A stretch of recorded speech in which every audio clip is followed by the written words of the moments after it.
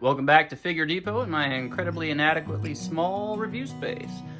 Today we're taking a look at the Dark Knight Trilogy 1/4 scale Christian Bale Batman from Batman Begins. This figure is gorgeous. You've probably seen reviews of it by now. If you haven't, thanks for stopping in and watching mine. We get a window box style package. It's got the DC Comics logo, Batman Begins. We get the Dark Knight Trilogy badging on the front there. You can see on the side here, his extra hands and stuff are kind of over there in the corner. Looking at the box here, we see product shot staged with a subway background. And we see the figure again here in a different pose with the grapnel gun and batarang in like a hallway. Then we get him on the rooftop here with the bat signal behind him. He's superimposed over it, just kind of standing there looking fierce. And then on the back, we get a really nice little read up here. It says, and there's something out there in the darkness, something terrifying, something that will not stop until it gets revenge.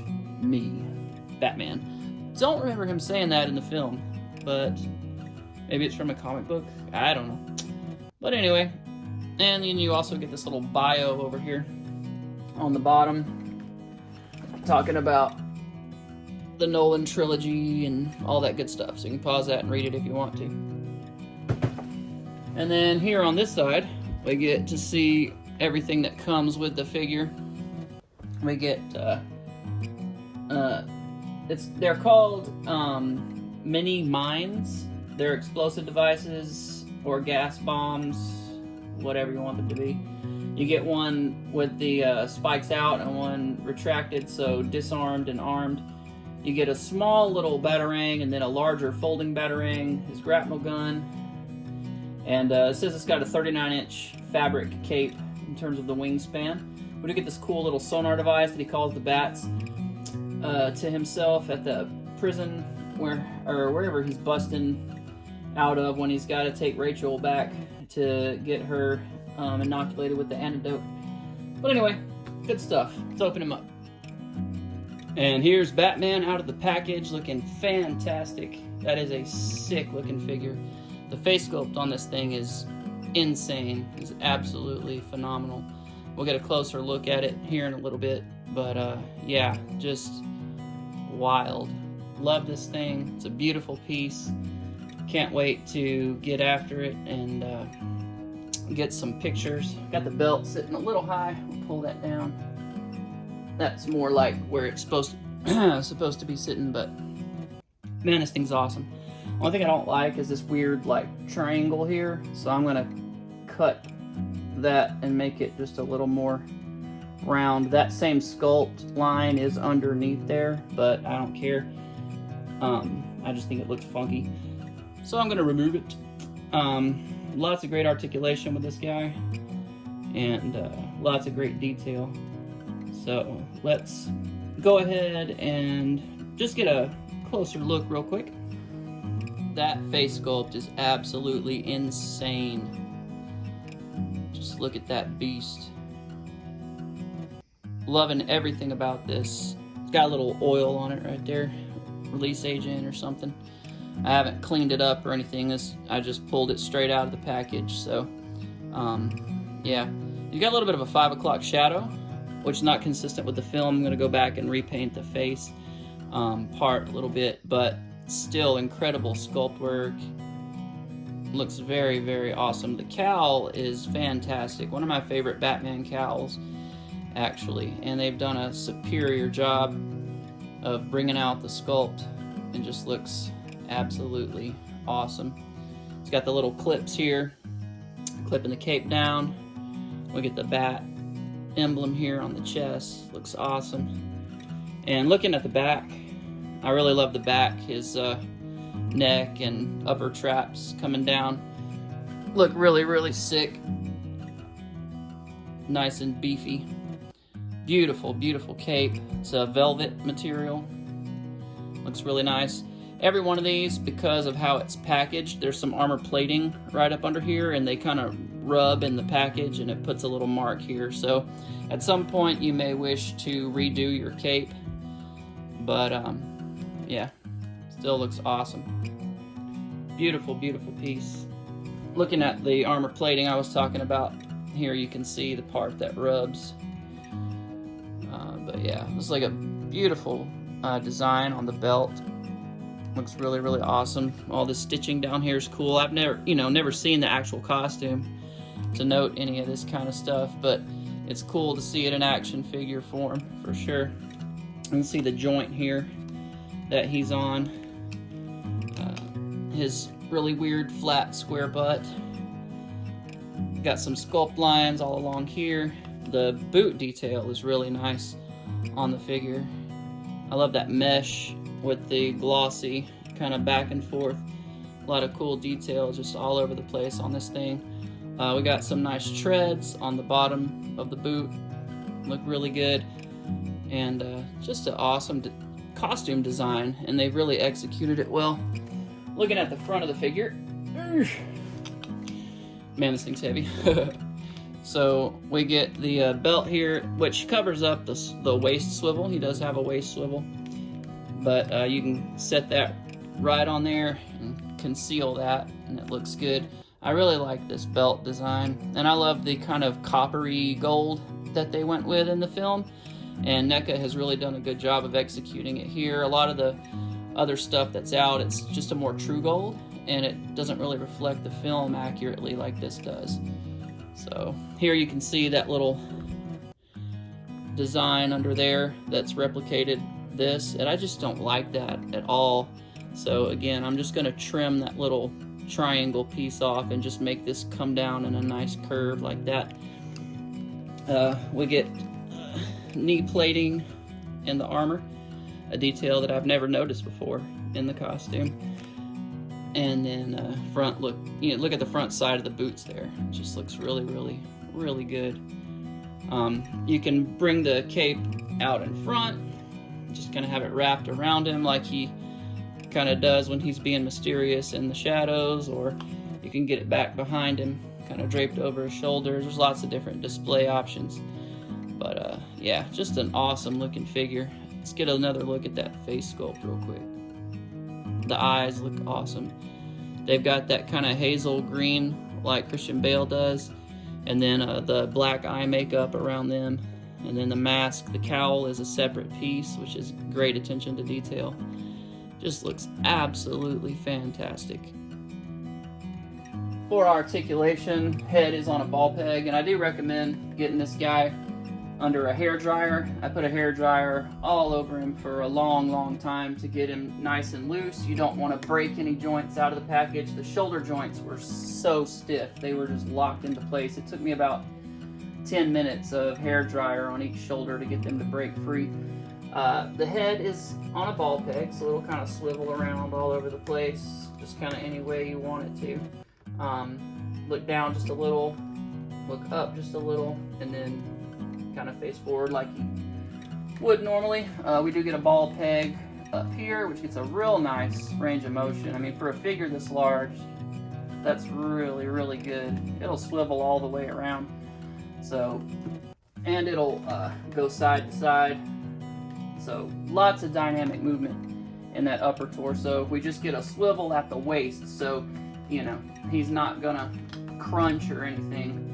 But and in terms of crunching, that's about all you get forward, and that's about all you get back. You add the neck. He can look up fairly decently, and he can look down over somebody fairly decently with the use of those two joints. We do get arms that go out to the side. Then we get a swivel here at the bicep.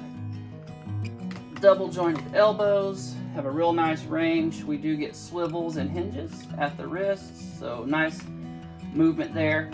Very consistent with figures at this time. This thing's been out several years now, maybe 5 or 6 years. So definitely indicative of the articulation at the time, and it's fine, it's good. We got ratcheted joints. He may kick farther than that, but I want to put a little more heat on this hip before I try. We do get a swivel, which is nice. We do get double jointed knees, which this is the side that I'm gonna have to put heat on again. I got it moving, but I'm gonna have to do it again. So there's the other side. But yeah, just keep putting heat on that thing. You don't want to stress it. And then we get a little bit of up and down with the feet. Nothing just spectacular. Do get a nice ankle pivot though. And yeah. So, and then it swivels, pivots, and then goes up and down just a little bit. To stand him upright in a normal stance, I find the best thing to do is to kick out that bottom joint of the knees and then get him kind of lined up. That's kind of the best way he wants to stand without toppling over, because if you lock both knee joints out, he's leaning forward too far and he wants to shelf dive. So that's a good, just pop that one in one and that one in one, and then you don't lose the look here of that nice contour. Down under here it doesn't matter so much, you don't really see it as much. And again, you can drape him in that cape, and that looks really cool. Then we got our wingspan, real nice wingspan there. So just a fantastic figure. Let's do some size comparisons. So here's our NECA quarter scale Batman next to the NECA quarter scale Superman from Batman vs. Superman, and you can see the proportions are very similar. He's a bit more muscular, which is fine. Superman can be roided out and jacked. He's going to be more armored up because, of course, he's not a superhuman. So, but yeah, they scale perfectly together. Here he is with the NECA quarter scale Wonder Woman, and if you recall, I just reviewed her recently. Actually, I haven't posted that video yet. I forgot. So I recorded it, but I didn't post it. So I need to go post that video. So I'll put her up and then him up, and I'll probably do my Leonardo quarter scale Ninja Turtle tomorrow and get that up, or it may have to wait another day or two. But yeah, these two look really nice together. All these NECA so far. Here he is with the NECA quarter scale Daredevil, and he's just a hair taller than the Daredevil is, but not by much at all. You're talking like 1/8 of an inch maybe. But yeah, NECA's put out some fantastic figures, have they not? And even Toy Biz got in on the quarter scale game. We've got the Raimi Spider-Man multi-superposable. I can't remember how many points of articulation this thing had, like 63 or something. Every single finger is articulated in like multiple different places. Awesome figure. A little bit funky in terms of the engineering, but for its time it was just outstanding. And I think it still holds up as a really nice Spider-Man figure today. Getting a quick look at all his gadgets, we have this awesome grapnel gun. Looks really, really cool. This thing is a monster. Again, I love that coppery gold that they went with in the film, and I love that NECA has given us a consistent look with that. We also get like a Batarang holding hand here. See all the little pores and stuff on there, like in the film. And here's the folded out Batarang. We'll just stick him down in there. And that looks cool. Just like that. And it will fold, like I said. So, I haven't put heat on this, so I should probably do that before I try to fold it. But it does fold. And then we get the smaller Batarang, which doesn't have as much detail on it.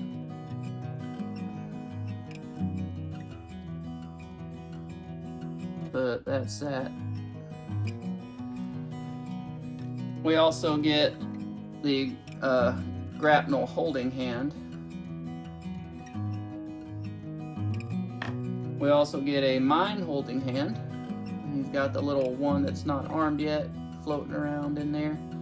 And then we can squeeze the one that is armed in there.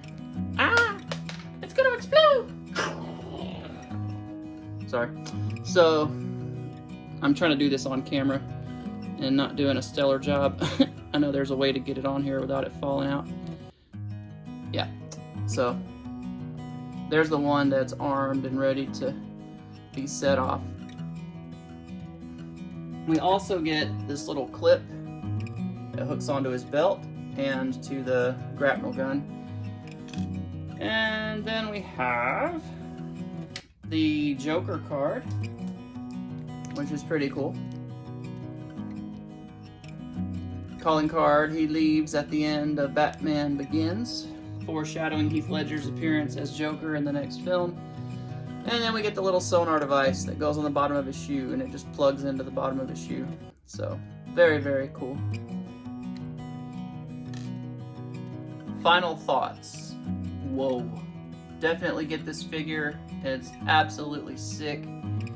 The sculpt work is amazing. The articulation is so good and so smooth for a figure this size, with the exception of some tight joints. But you heat those up with a hair dryer and those will start cooperating for you. I noticed on the Batman vs. Superman figure, it was made with a lot harder plastic, and even with a hair dryer, those joints don't want to move, and I'm terrified they're going to break. So I've just kind of given up on trying to get a lot of his joints moving, but this guy is a nice soft plastic, so everything you do to kind of manipulate it and move it around, it's not like it's stressing it. You put heat on it, it gets soft and moves the way you want it to. So I highly recommend it. This felt cape is gorgeous, and it's just a beautiful design. It's a beautiful texture, and it just makes the figure look fantastic. Premium quality for sure. NECA has done an outstanding job on this piece, and I'm just absolutely thrilled to have it. Well, stay tuned. I'm going to review my NECA 1/4 scale Leonardo Ninja Turtle here before too long, so look forward to that, and I'll probably be throwing some pictures of this guy up soon. I'd like to go out into the city and get some pictures of him on some buildings and stuff, so stay tuned for that. Check out my Instagram. Thanks so much for watching. Please subscribe if you're enjoying my content, and I'll see you next time.